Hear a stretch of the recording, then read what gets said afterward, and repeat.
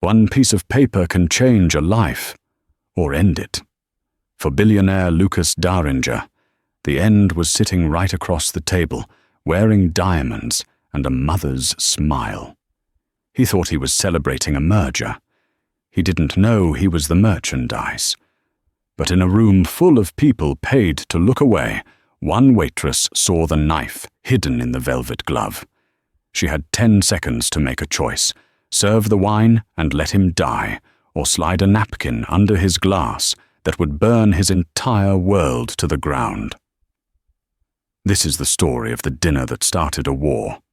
The air in the obsidian room didn't smell like food. It smelled like old money and quiet desperation.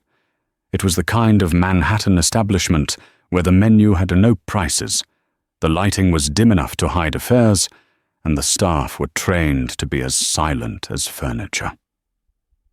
Maya adjusted the collar of her starch-stiff uniform, fighting the urge to rub her eyes. Double shifts were the only way to keep the lights on in her Queen's apartment, especially with her brother's legal fees piling up like snowdrifts against a door. She picked up a tray of crystal flutes, her reflection staring back at her from the glass, tired, dark-eyed, and completely invisible to the clientele. Table 4 needs a decanting on the 82 Bordeaux, the floor manager, Mr. Gentry, hissed, snapping his fingers near her ear. And Maya, do not make eye contact. It's the Daringers. If you mess this up, don't bother coming back. The name sent a ripple of tension through the kitchen staff. The Daringers weren't just rich, they were industrial royalty. Steel, tech, logistics. If it moved across the globe, a Daringer probably took a cut. Maya nodded, keeping her head down as she pushed through the heavy velvet curtains into the dining room. Table 4 was the best seat in the house, a semi-private alcove framed by imported orchids. 2 people sat there. One was Lucas Daringer. Maya knew his face from the tabloids, though in person he looked less like the arrogant playboy the magazines painted, and more like a man walking to the gallows. He was handsome, yes, sharp jawline, impeccably tailored navy suit, but his shoulders were slumped, and his eyes were fixed on the tablecloth. Opposite him sat Veronica Daringer. She was a striking woman in her 60s, her skin pulled tight by expensive surgeons, her neck draped in a necklace that probably cost more than Maya would earn in 10 lifetimes. Maya approached the table with the practiced fluidity of a shadow. "Mother, I don't see why we need to sign the transfer tonight," Lucas was saying, his voice low and weary. "The board meets on Monday. We can do it properly then." "Properly?" Veronica's voice was like ice cracking. She reached across the table, patting his hand. It looked affectionate, but Maya saw the grip, her nails dug into his skin. "We do this tonight, Lucas, because the investors are nervous. They need to see unity. They need to see you trust me with the majority holding until the investigation clears." "There is no investigation, Veronica. That's just a rumor," Lucas argued, though his resistance was weak. "Rumors destroy stock prices, darling. Just sign the papers after dessert, and you can go back to your hobbies." Maya began to pour the wine. As she tilted the bottle, she noticed something odd. Veronica's phone was resting face down on the table, but it buzzed incessantly. Veronica ignored it, but her eyes darted toward the entrance of the restaurant every few seconds. She wasn't looking for a guest. She was checking the perimeter. "More wine, madam?" Maya asked, her voice a whisper. "Leave the bottle," Veronica snapped, not looking at her. "And get out." Maya retreated, but not to the kitchen. She moved toward the service station, located behind a decorative pillar, just a few feet from their alcove. She needed to grab clean napkins, but as she bent down, she saw Veronica stand up abruptly. "I need to powder my nose," Veronica announced. "Don't touch the papers until I get back, Lucas." Lucas didn't answer. He just stared into his wine glass. Maya watched Veronica walk away, but she didn't head to the guest restrooms. She turned left toward the service corridor, a restricted area that led to the staff exit and the wine cellar. That was strictly against protocol. Guests never went back there. Driven by a gut instinct she couldn't explain, perhaps the same instinct that had helped her survive a rough childhood in the foster system, Maya slipped into the corridor from the other side. The heavy soundproofing of the restaurant faded, replaced by the hum of industrial refrigerators. She heard Veronica's voice. It wasn't the polished society tone she used at the table. It was guttural, urgent. Maya pressed herself against the cold metal of a shelving unit, holding her breath. "He's stalling," Veronica hissed into her phone. "Yes, I know the timeline. Look, as soon as his signature is on the power of attorney, he's yours. I don't care what you do with him. An accident, a robbery gone wrong.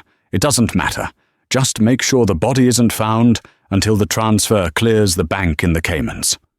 Maya's hand flew to her mouth to stifle a gasp. Her heart hammered against her ribs like a trapped bird. "No," Veronica continued, pacing in the narrow hallway. "He trusts me. He's soft. He thinks I'm saving the company for him. The idiot doesn't know I sold his controlling stake to the Volkov syndicate an hour ago. You get him outside the restaurant at 9 p.m. I'll send him out to get the car. Just make sure it's clean." There was a silence as she listened to the person on the other end. "Good. And remember, the price includes his silence, permanently." Veronica hung up. The click of her heels started coming back toward Maya. Maya panicked. There was nowhere to run without being seen. She spotted a laundry cart filled with dirty tablecloths and Dove behind it, burying herself in the smell of stale wine and sauce. Veronica swept past, inches away. The scent of her perfume, Chanel No. 5, mixed with the metallic tang of fear, lingered in the air. Maya waited 10 seconds, then scrambled out, her hands shaking so badly she nearly dropped her tray. She looked at the clock on the wall. 8:45 p.m. 15 minutes. Lucas Daringer had 15 minutes before his mother sent him out to be slaughtered. She couldn't call the police. By the time they arrived, asked questions, and dealt with the "who are you" of it all, Lucas would be gone. She couldn't just walk up to the table and say, "Your mother is trying to kill you." Veronica would deny it, get her fired or worse. If she was involved with a syndicate, Maya would be the next body to disappear. She needed to warn him. Quietly. Immediately. She ran back to the service station. Her mind raced. She grabbed a fresh, heavy linen napkin. She patted her pockets for a pen. Nothing. She scanned the counter. A red felt-tip marker, usually used for labeling expiration dates on food containers, sat by the register. She uncapped it with her teeth. Her hand trembled as she pressed the ink into the fabric. The red bled slightly into the white cotton, looking disturbingly like fresh blood. "Your mother sold you out. Go now." She stared at it. It wasn't enough. He might think it was a prank. She added one more line, remembering the specific detail Veronica had mentioned. Volkov. 9 p.m. Run. She folded the napkin into a tight, intricate swan, muscle memory taking over where her brain was freezing up. She placed it on her tray alongside a fresh glass of water. She took a deep breath. This was insane. She was a waitress. He was a billionaire. But the image of his slumped shoulders, the look of a son trusting a mother who was selling him for parts, pushed her forward. She walked back into the dining room. The ambient jazz music felt like a funeral dirge now. Veronica was back at the table, smiling, holding a gold fountain pen out to Lucas. "Here, darling, just sign on the line.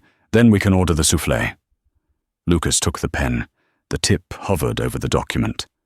Maya stepped in. "Water for the table, sir." "We didn't order water," Veronica snapped, her eyes narrowing. "I told you to leave us alone." "Apologies, madame. Maya said, her voice surprisingly steady. "Manager's compliments, to cleanse the palate." She placed the glass down. Then, with a sleight of hand she'd learned from her brother before he got locked up, she slid the folded napkin directly under Lucas's hand, resting it on top of the legal document he was about to sign. "Fresh napkin, sir," she murmured, making direct eye contact with him for a fraction of a second. Her eyes pleaded with him. "Open it." Veronica looked irritated. "Clumsy girl. Go away." Maya stepped back, her heart in her throat. She retreated to the shadows of the pillar, watching. Lucas looked at the napkin. It was out of place. He frowned, annoyed at the interruption. He picked it up to move it aside so he could sign the paper that would sign away his life. As he lifted it, the fold loosened. The red ink caught his eye. He paused. "Lucas," Veronica urged, "the signature." Lucas didn't look up. His fingers opened the linen. Maya held her breath. Lucas Daringer felt the blood drain from his face, a cold sensation that started in his chest and dropped to his toes. The red ink on the napkin was jagged, hasty, but the words screamed at him. "Your mother sold you out. Go now!" Volkov. 9:00 p.m. Run. Volkov. The name hit him like a physical blow. The Volkov syndicate wasn't just a rumor in the business world. They were the sharks that ate the whales. They were arms dealers, traffickers, ghosts. Lucas had spent the last 3 years trying to untangle Daringer Industries from a supply chain scandal in Eastern Europe that he suspected was linked to them. He had been investigating them. And now his mother. He looked up, not at Veronica, but through his eyelashes at the waitress. She was standing by the pillar, half hidden. She wasn't looking at the floor anymore. She was looking right at him, her face pale, her hands clenched in fists at her sides. She gave a microscopic nod. It was the fear in her eyes that convinced him. That wasn't the look of a prankster. That was the look of a witness. "Lucas!" Veronica's voice had sharpened. The mask was slipping. "Is something wrong with the napkin?" Lucas forced his heart to slow down. He had survived corporate raids and board inquisitions. He knew how to bluff. He crumpled the napkin in his fist, hiding the text. "No," Lucas said, his voice sounding raspy to his own ears. "Just a little headache. The wine is stronger than I thought." He dropped the crumpled napkin into his lap, covering it with his left hand. With his right hand, he still held the pen. Veronica relaxed slightly. "Just sign, darling.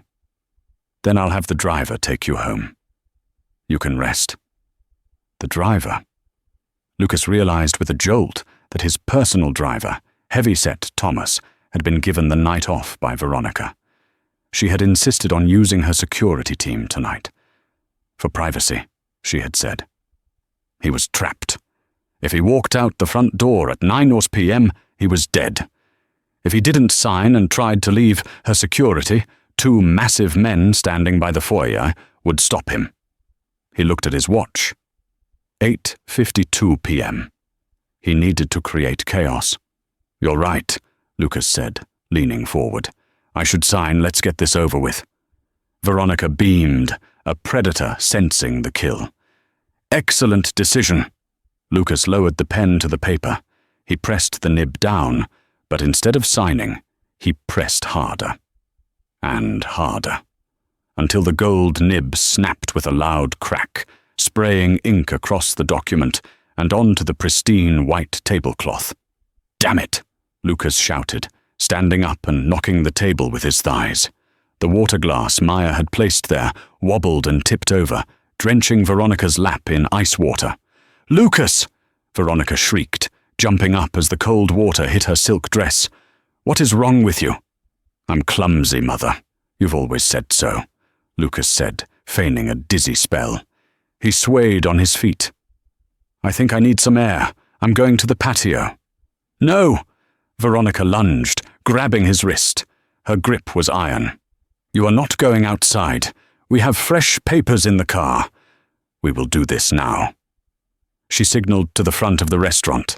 The two security guards by the door straightened up and started walking toward the table. They weren't moving like bodyguards. They were moving like jailers. Lucas pulled his arm back, but she held on. "Sit down, Lucas." "Let him go," a voice said. Veronica and Lucas both turned. Maya was there. She had grabbed a steaming pot of coffee from a passing busboy's tray. "I said, let him go," Maya said, her voice trembling but loud enough to turn heads at nearby tables. "You incompetent little—" Veronica started. Maya didn't wait. She wasn't going to throw the coffee at Veronica.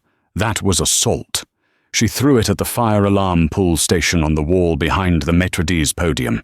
The hot liquid splashed the electronics, but she followed it up by slamming her hand against the lever. Clang, clang, clang, clang! The fire alarm shrieked through the restaurant. The strobe lights began to flash. Panic was instantaneous. The wealthy patrons of the Obsidian Room, terrified of fire and scandal, bolted from their seats. The orderly dinner dissolved into a stampede. "Go!" Maya yelled at Lucas, grabbing his sleeve. Veronica was buffeted by a couple rushing for the exit. She lost her grip on Lucas. "Stop him!" she screamed at her guards, but her voice was drowned out by the siren. Lucas didn't look back. He grabbed Maya's hand. "Where?" "Kitchen!" she shouted. "The front is covered!" They sprinted toward the kitchen doors, weaving through the chaos. As they burst into the stainless steel sanctuary of the kitchen, the chefs were looking around in confusion. Pots, still boiling. "Fire! Everyone out!" Maya screamed, pointing to the back exit. The staff began to run. Maya dragged Lucas toward the loading dock. "My car is in the garage," Lucas panted as they hit the cool night air of the alleyway. "No car!" Maya stopped him, pulling him behind a dumpster as the back door banged open again. "They know your car. They know your plates. If you get in a vehicle they recognize, you're dead." One of Veronica's guards burst out of the kitchen door, gun drawn. He scanned the alley. Lucas froze. He had never seen a gun pointed in his direction before. It looked impossibly large. Maya saw a delivery truck idling at the end of the alley, the driver closing the back gate. It was a linen service truck. "Run!" she whispered. They bolted. The guard shouted, "Target is running west!" and fired a shot. The bullet sparked against the brick wall a foot above Lucas's head. The sound was deafening. Reality shattered for Lucas. This wasn't a corporate takeover. This was an execution. They reached the truck just as it began to pull away. "Jump!" Maya yelled. Lucas, whose physical activity was usually limited to squash courts and treadmills, scrambled up the metal bumper. He hauled himself up, his expensive Italian leather shoes slipping on the metal. He reached down and grabbed Maya's hand. She was lighter than he expected. He pulled her up just as the truck accelerated, turning a sharp corner. They tumbled into the back, landing on piles of dirty laundry bags. The rear door was still halfway open. Through the gap, Lucas saw the guard sprinting after them, speaking into a radio. Then the truck picked up speed, merging into the chaotic New York traffic, and the guard disappeared from view. Lucas lay on his back, breathing hard, his chest heaving. The smell of the laundry was suffocating, but it was better than the alternative. He turned his head to look at the waitress. She was huddled in the corner, knees to her chest, shaking. She had just thrown away her job, her safety, and her life for a stranger. "Who are you?" Lucas asked, the adrenaline making his voice shake. She looked up, her dark eyes wide. "I'm Maya, and you owe me a really big tip." Lucas let out a short, hysterical laugh. "Maya, I'm Lucas." "I know," she said. "Now shut up and turn off your phone. They can track it." Lucas fumbled for his phone. He hesitated. It was his lifeline. "Do it," she commanded, "or throw it out." He looked at the screen. A text message from his mother. "Come back, Lucas. It's a misunderstanding. Don't make this difficult." He powered it down and tossed it out the back of the moving truck. It shattered on the asphalt of 10th Avenue.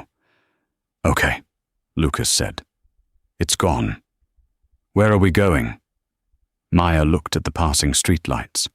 "The truck is heading toward the industrial district in Brooklyn, the laundry plant. We get off before then. I know a place in Queens. It's a dump, but it's off the grid." "My mother has resources," Lucas said grimly. "She has the NYPD commissioner on speed dial. She has private contractors."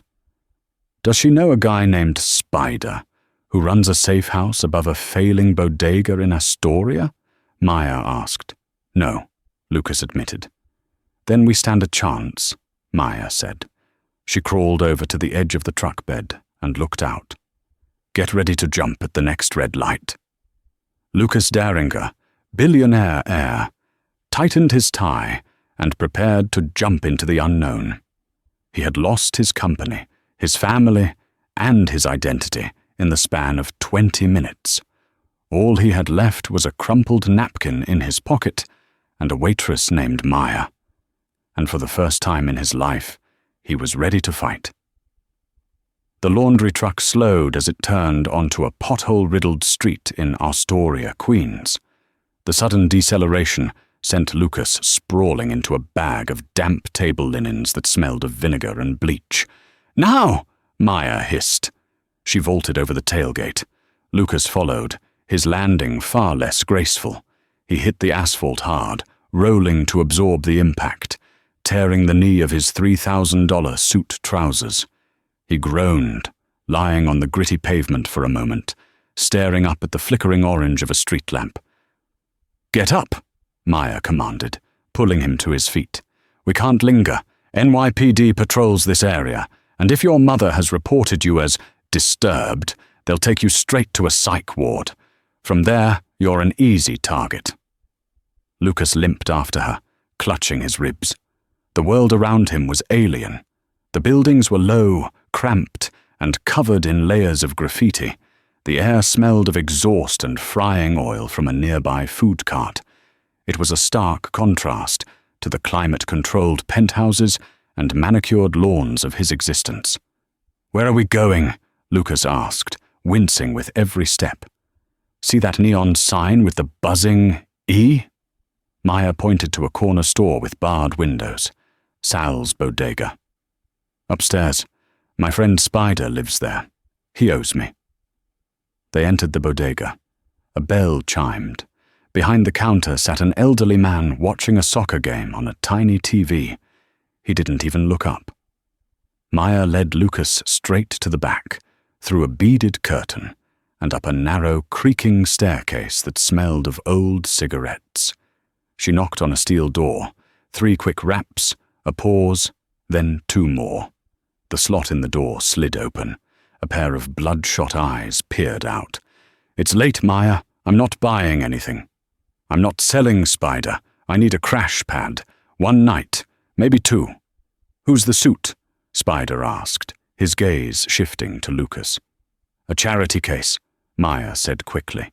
"He's in trouble with some loan sharks. He's clean, just dumb." Spider grunted and unlocked the door. The apartment was a single room, cluttered with computer parts, stolen car radios, and empty pizza boxes. Spider was a thin man with a neck tattoo of a geometric web. He motioned to a stained sofa. $50 a night. Cash. Lucas patted his pockets instinctively before remembering his wallet was in his jacket, which he still had. But he hesitated. Using a credit card was suicide. He pulled out his money clip.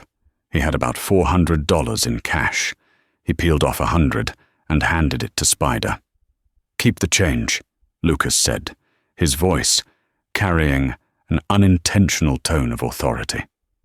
Spider looked at the bill, then at Lucas, sneering. "Fancy money clip. Platinum?"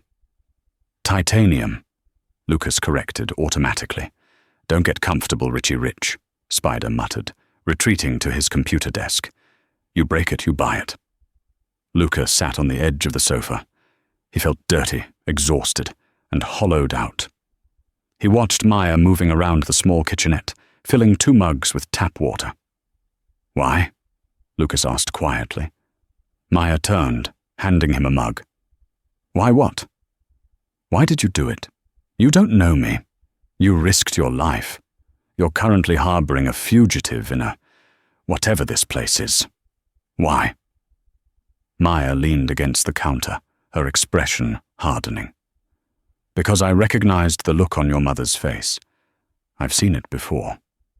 She took a sip of water, her eyes distant. 3 years ago, my brother, Toby, worked security for a guy like you. A hedge fund manager named Archer. Toby found something he wasn't supposed to, evidence of insider trading. He went to Archer, thinking he was doing the right thing. Archer smiled, thanked him, and invited him for a drink. Lucas felt a chill. What happened? They planted drugs in Toby's locker, a lot of them. Then they tipped off the cops. Archer testified that he had been trying to help Toby with his addiction. Toby never touched drugs in his life. He got 10 years. Archer got a promotion. She looked Lucas dead in the eye. Rich people don't play by the rules, Lucas. They make the board, they move the pieces, and when they're losing, they flip the table. When I saw your mother looking at you like you were a liability on a spreadsheet, I knew. If I didn't get you out, you were going to end up like Toby. Or worse. Lucas looked down at his hands. They were trembling. "She sold me," he whispered, "to the Volkovs. They are terrorists, essentially. High-end ones. If they take control of Daringer Industries, they'll have access to global shipping lanes. They can move weapons, uranium, anything, without customs checking. Daringer ships have diplomatic clearance in 50 countries. That's why she needed your signature, Maya realized. To transfer the clearance. Yes, and without me, she can't authorize the transfer. Unless... Lucas stopped. His eyes widened. Unless what? Unless I'm declared incompetent. Or dead. Spider suddenly spun around in his chair. Hey, you two might want to see this. He turned up the volume on his computer monitors. He was streaming a news channel. The headline banner screamed, "Breaking Billionaire heir missing after violent outburst." On the screen, Veronica Daringer stood outside the obsidian room, wrapped in a blanket, dabbing her eyes with a handkerchief. She looked devastated. "Lucas has been struggling for months," Veronica sobbed into the microphones. "We tried to keep it private. The stress of the company. He had a psychotic break tonight. He attacked me. He was raving about conspiracies. I'm just so worried he might hurt himself or someone else." The camera cut to a police captain. "We have issued a bolo for Lucas Daringer. He is considered armed and dangerous. He was last seen abducting a member of the restaurant staff, a young woman named Maya Lin. We believe he is holding her hostage." Maya dropped her mug. It shattered on the floor. "Hostage," she whispered. She flipped it. "She made you the villain, and me the victim." "It's smart," Lucas said, a dark admiration mixing with his horror. "If the police find us, they'll shoot me to save you. And if the Volkovs find us, they'll just kill us both." Lucas stood up.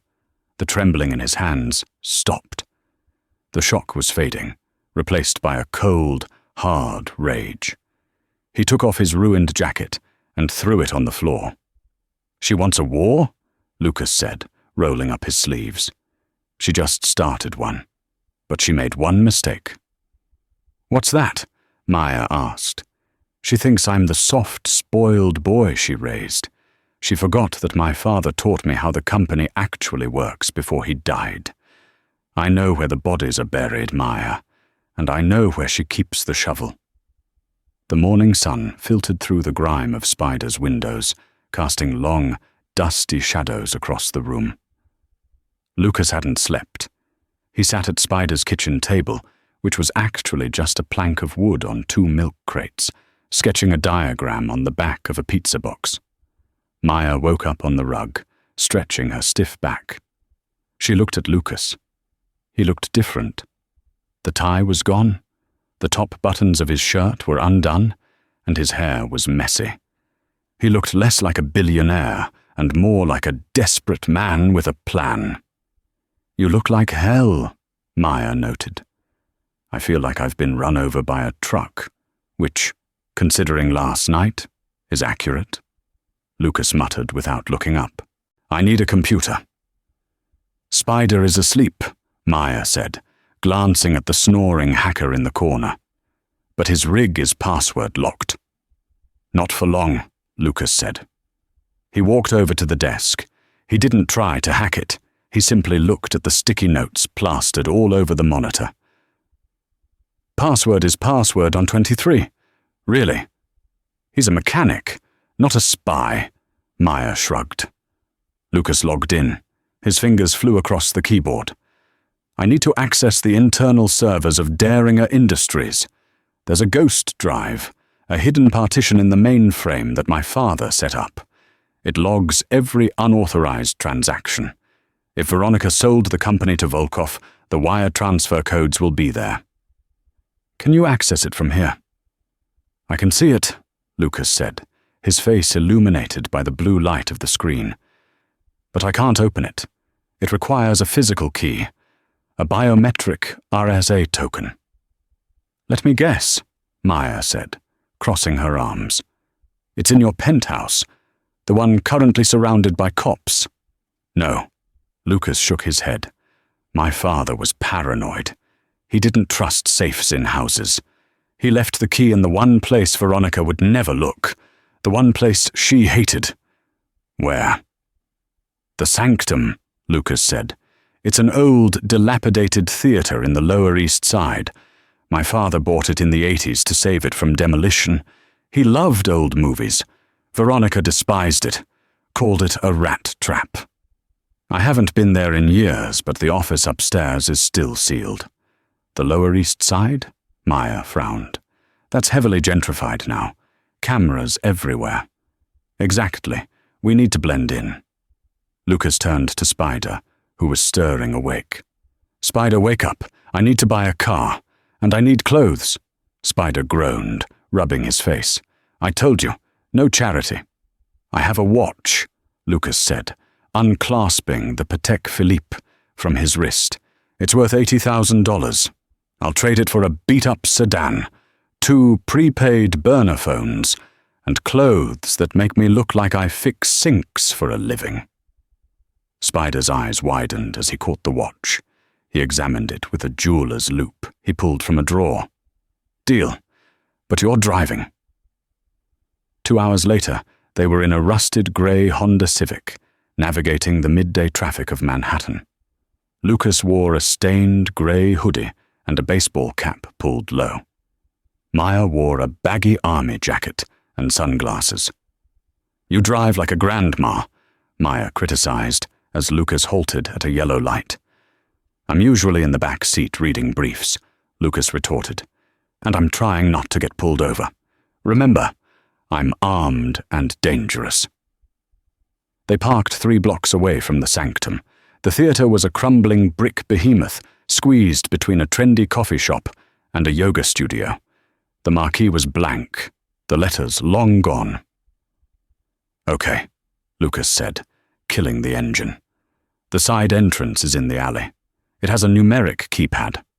I hope the code hasn't changed in 10 years." They walked briskly, heads down. The city felt different to Lucas now. Before, the streets were just the space between destinations. Now, every pedestrian was a potential informant, every siren a heart attack. They slipped into the alley.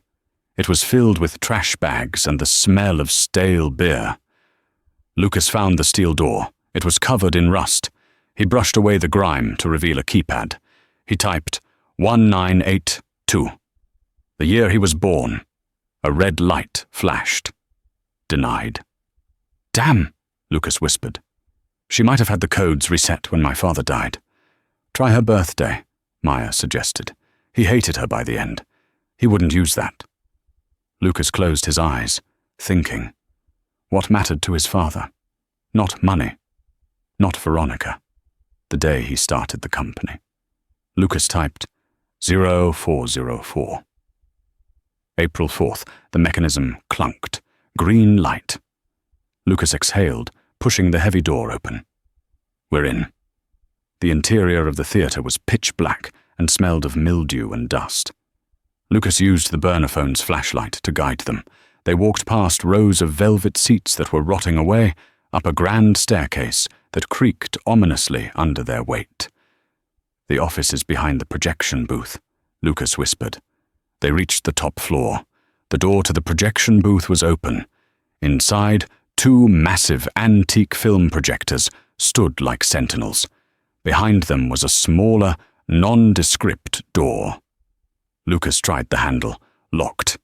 He took a deep breath and kicked it. The wood was old and dry. It splintered near the lock. He kicked again, and the door swung open. The office was a time capsule, a mahogany desk covered in dust, a leather chair, and on the wall, a framed poster of Casablanca. Lucas went straight to the poster. He took it down. Behind it was a wall safe. This is it, Lucas said. He spun the dial. Left to 30, right to 15, left to 8. Click. He pulled the safe door open. It was empty. Lucas stared into the dark metal void. No, he breathed. No. No. It has to be here. He frantically felt around the inside of the safe. Nothing but dust. Lucas, Maya said, her voice sharp. Look at the dust. Lucas paused. He shone the light. The dust on the bottom of the safe was thick, except for a rectangular patch in the center, where something had been sitting recently. Someone took it, Lucas said, his stomach churning. Recently. Well. A smooth, deep voice echoed from the doorway behind them. Lucas and Maya spun around. Standing in the entrance of the office was a man in a black tactical turtleneck and a long trench coat. He held a silenced pistol in one hand and the biometric RSA token in the other. He was flanked by 2 other men, the same security guards from the restaurant. It was Victor Thorne, the head of Deringer's private security, a man Lucas had known since childhood, a man who had taught him how to shoot skeet at the country club. Victor, Lucas said, stepping in front of Maya. You're working for her. I work for the money, Lucas. You know that? Victor said, tossing the token in the air and catching it. Your mother pays better. And the Volkovs? They pay in diamonds. You can't do this, Lucas said. If you give them the company, they'll use the ships for... I don't care, Victor interrupted. I'm retiring next week.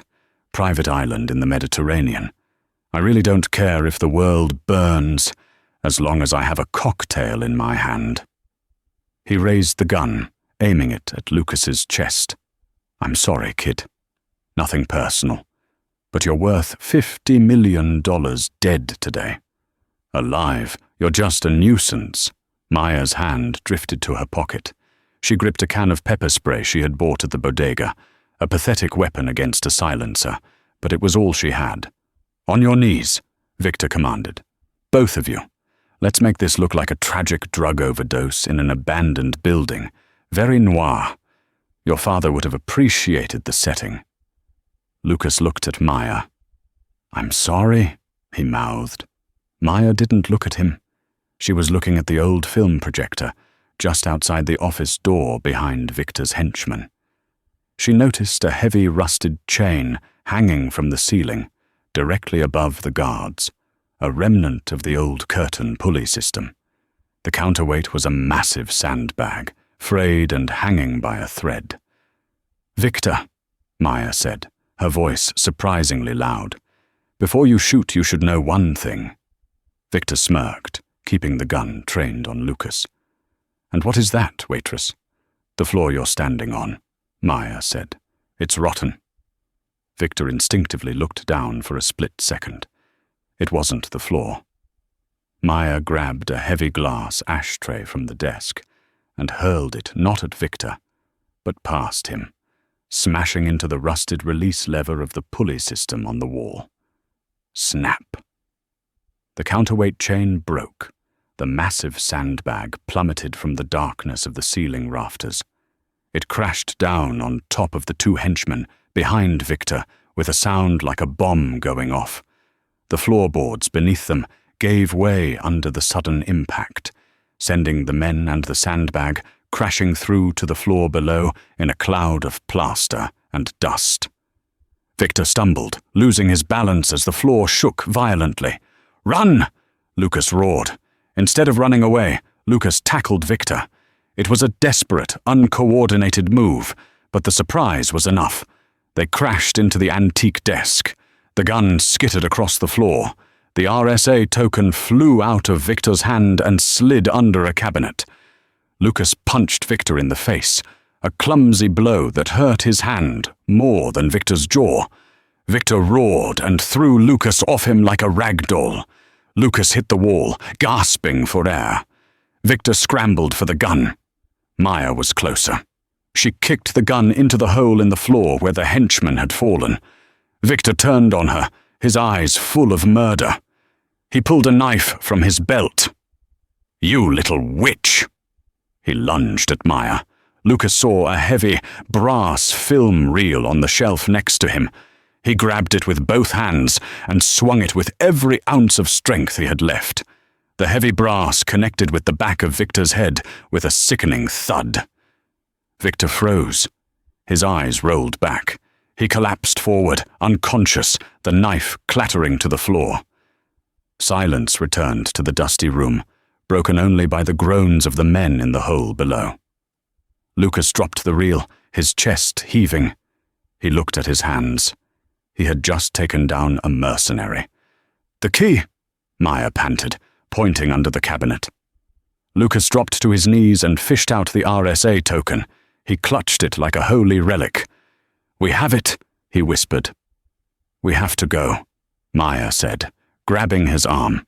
"Those guys downstairs won't stay down forever, and Victor will wake up with a headache." "Wait," Lucas said. He reached into Victor's pocket and pulled out his phone. Victor was the head of security. He has the app that controls the entire building grid for Daring Tower. Lucas looked at the screen. It was biometrically locked, but Victor was unconscious right there. Lucas grabbed Victor's limp hand and pressed his thumb to the sensor. The phone unlocked. "What are you doing?" Maya asked. "I'm not running anymore," Lucas said, his eyes cold. "I have the key to the evidence. And now, I have the keys to the castle. Tonight, Daring Tower is hosting the annual shareholders' gala. My mother will be there. The Volkoffs will be there. So, Lucas stood up, pocketing the phone and the token. "We're going to crash the party." Daring Tower pierced the Manhattan skyline like a shard of black glass. Tonight, its base was surrounded by a phalanx of limousines, paparazzi, and NYPD barricades. The annual shareholders' gala was the most exclusive event of the season, and tonight it was also a coronation. Veronica Daringer was set to announce the strategic partnership with Volkov Global, a shell company that would effectively hand over the American shipping empire to the Eastern Syndicate. In the alley behind the tower, obscured by the steam of the industrial vents, sat the rusted Honda Civic. "This is suicide," Maya said, watching the security checkpoint at the loading dock. "They have facial recognition, Lucas. Victor's phone can get us through the digital locks, but it can't change your face." Lucas sat in the passenger seat, staring at the schematic of the building on Victor's stolen phone. He looked different than he had 24 hours ago. The softness around his eyes was gone, replaced by a razor-sharp focus. "I know," Lucas said. "That's why we aren't going in as guests. We're going in as the one thing rich people never look at." "What's that?" "The help." Lucas tapped a few commands into the app. System override. Service elevator. B, camera loop. Engaged. We have a 3-minute window where the cameras in the loading bay will show a pre-recorded loop of an empty hallway, Lucas explained. We need uniforms. They exited the car and sprinted toward the service entrance. Lucas didn't move like a billionaire anymore. He moved like a man who had jumped out of a laundry truck. They slipped through the heavy steel doors just as a catering van was unloading racks of champagne glasses. 2 caterers, a tall man and a woman about Maya's size, were taking a smoke break near the compactor. "I'm sorry about this," Lucas whispered. "Don't be," Maya said. "It's for the greater good." She approached the woman. "Excuse me, do you have a light?" As the woman reached for her lighter, Maya moved with the speed of someone who had grown up fighting in schoolyards. She spun the woman around and applied a sleeper hold she'd seen in movies. It was sloppy, but effective. The woman slumped. Simultaneously, Lucas approached the man. "Hey, buddy, you dropped this." When the man looked down, Lucas didn't use finesse. He used the heavy brass film reel he had carried from the theater, striking the man swiftly on the temple. Minutes later, Lucas Daringer, the owner of the building, was wearing a slightly too tight polyester waiter's vest and holding a silver tray. Maya adjusted her black tie. "You look ridiculous," she said, suppressing a nervous smile. "I feel ridiculous," Lucas admitted, pulling his cap low. "How do I hold this tray?" "Flat palm, balance with your fingertips, and never look the guests in the eye. Remember." "Right. Invisible," Lucas said. "Let's go." They navigated the labyrinth of service corridors. The building was buzzing with security. Victor's men were everywhere, wearing earpieces, scanning the crowds. But they were looking for a frantic billionaire in a suit, not a servant clearing empty glasses. They reached the service elevator. Lucas scanned Victor's phone against the reader. Access granted. "We need to get to the 50th floor," Lucas said, as the doors closed. "The main server room is directly behind the AV booth for the ballroom. If I can plug the RSA token directly into the mainframe, I can override the presentation software. Instead of their PowerPoint, they'll see the truth." The elevator dinged. The doors opened to the backstage area of the grand ballroom. The noise was deafening, an orchestra playing waltzes, the chatter of 1,000 wealthy people. "Split up," Lucas whispered. "I need to get to the server room. You need to create a distraction if security gets too close to the booth." "What kind of distraction?" "You're the expert on chaos," Lucas said, squeezing her shoulder. "I trust you." Lucas slipped into the shadows of the AV corridor. Maya picked up a tray of champagne and walked straight into the lion's den. The ballroom was a sea of diamonds and tuxedos. In the center of the room, on a raised dais, sat Veronica Daringer. She looked regal in an emerald gown, laughing with a bald man who had a scar running through his eyebrow. Dmitry Volkov. Maya felt a surge of nausea. These people were drinking vintage wine while plotting murder. She began to weave through the crowd, offering drinks, keeping her head down. She was listening. "Sad about the son," one investor murmured, taking a flute. "Drug-fueled rampage, I heard." "Veronica is a saint for holding it together," another replied. "And this merger with Volkov is going to make the stock soar." Maya gripped the tray tighter. "Just you wait," she thought. Suddenly, her earpiece, which she had taken from the unconscious caterer, crackled. It wasn't the catering channel. Lucas had synced it to the security frequency using Victor's phone. "Suspicious activity on level 50. Server room door accessed manually. Check it out." Maya froze. They had found Lucas. She looked toward the AV booth, high up on the balcony. She saw 2 large guards moving toward the stairs that led up to it. If they reached the top, Lucas was trapped. She needed to stop them. A spilled drink wouldn't be enough. She needed a catastrophe.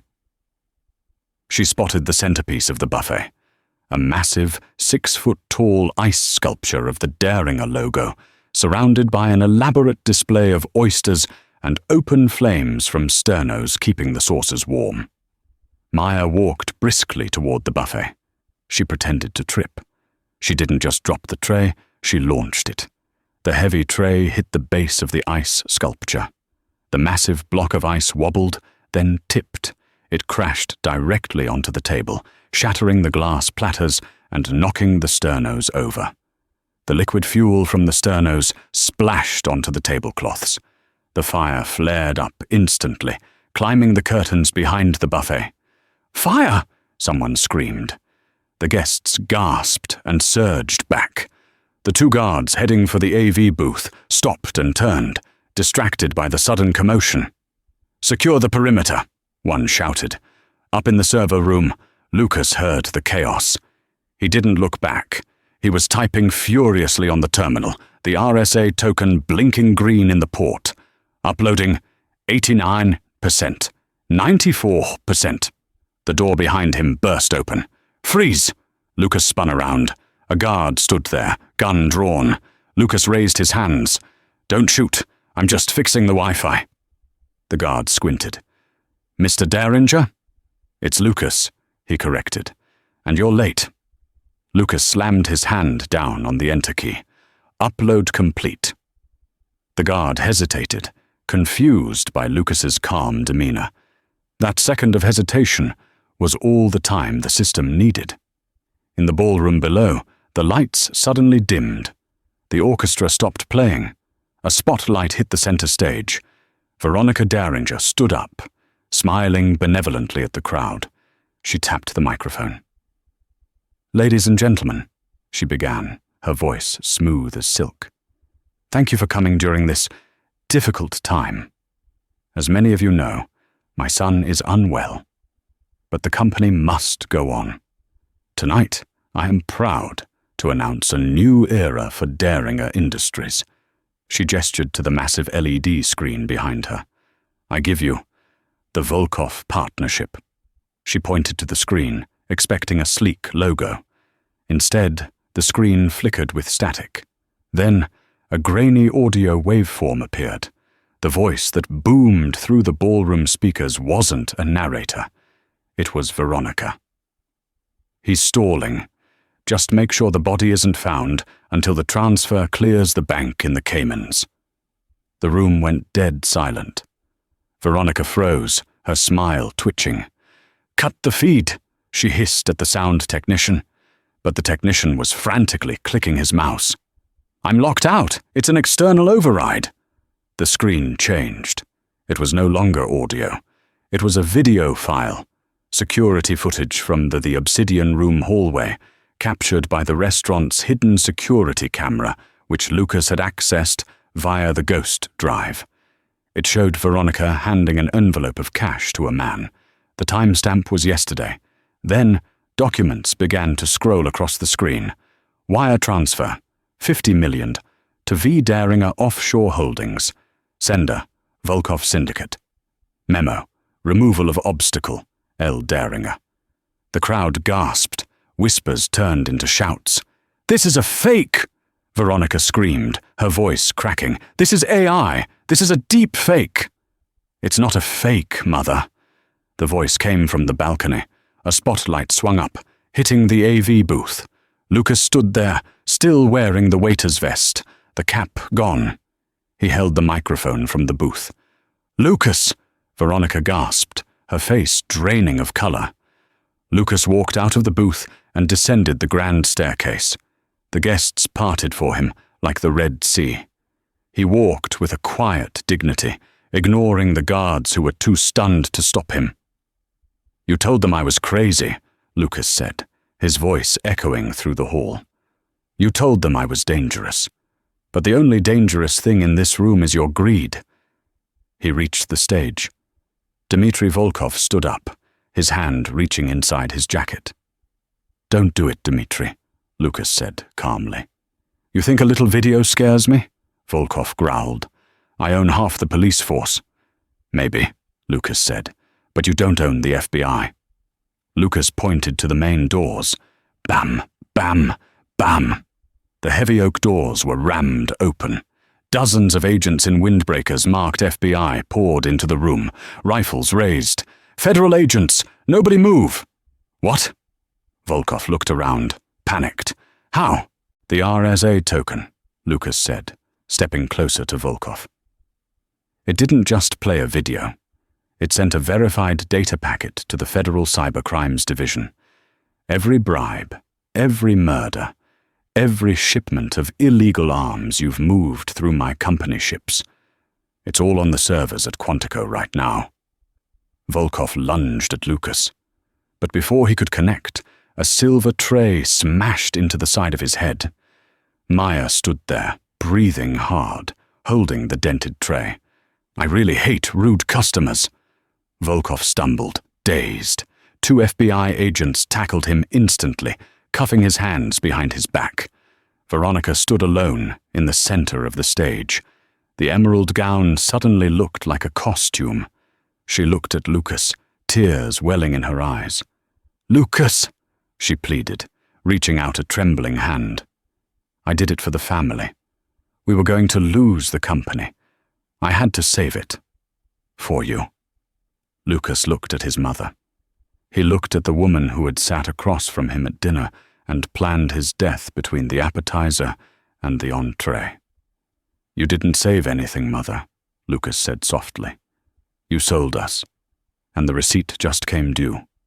He turned his back on her. "Take her," Lucas said to the agents. Veronica screamed as she was handcuffed, dragged away past the shocked faces of her social circle. The cameras that had been there to record her triumph now flashed relentlessly, capturing her ruin. The sun was rising over the Hudson River. The chaos of the night had settled into the quiet bureaucracy of police statements and legal briefs. Lucas sat on the steps of Daringer Tower, the polyester vest discarded, his white shirt sleeves rolled up. He held a cup of cheap bodega coffee. Maya sat next to him, her feet aching in the stolen catering shoes. "So," Maya said, blowing on her coffee, "you're a billionaire again." "Technically," Lucas said. "The stock tanked about 40% this morning, but it'll recover. Once I purge the board of directors and restructure the shipping protocols." He looked at her. "I couldn't have done it without you. You know that." "I know," Maya grinned. "I'm pretty amazing." "I spoke to the lawyers," Lucas said, turning serious. "The reward for information leading to the capture of the Volkov leadership is substantial. It's about $5 million. It's yours." Maya choked on her coffee. $5 million. "And," Lucas continued, "I'm firing my entire personal security team. I need someone I can trust, someone who notices the small things, someone who checks the napkins." Maya looked at him. "You want to hire me? I have a criminal record now, you know. Grand theft auto, arson of a buffet table. I'll have the lawyers wipe it." Lucas waved his hand. "Head of security, or whatever role you want. Partner." Maya looked out at the city. She thought about the diner, the aching feet, the rude customers, the fear of not making rent. Then she looked at the man sitting next to her, the boy who had become a king in a single night. "I think I'll take the money," Maya said slowly. "But I don't want a job." Lucas looked disappointed. "Oh." "I want to open my own place," Maya said. "A restaurant, but one where the staff is treated like human beings. And maybe I'll need a silent investor." Lucas smiled, a genuine, warm smile that reached his eyes. "I think I can help with that. On one condition." "What?" "No napkins," Lucas said. "We use paper towels, less hiding space for secrets." Maya laughed. She raised her paper cup. "To paper towels." Lucas tapped his cup against hers. "To paper towels." They sat there in the morning light, 2 survivors of the wreck, watching the city wake up.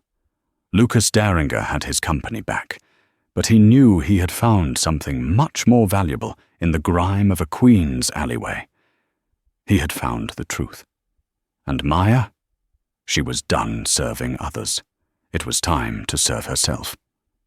The story of Lucas and Maya proves that in a world of high-stakes power, the most dangerous weapon isn't a gun or a billion-dollar bank account. It's the truth and the courage to speak it. From a scribbled warning on a napkin to the fall of an empire, they showed that even the smallest act of defiance can topple giants. Justice was served, not on a silver platter, but with a side of karma. Thank you for watching this story. If you enjoyed this tale of betrayal, revenge, and redemption, please smash that like button. It really helps the channel. Don't forget to share this video with your friends and subscribe for more drama stories every week. Turn on the notification bell so you never miss a twist. What would you have done if you found that note? Let me know in the comments below.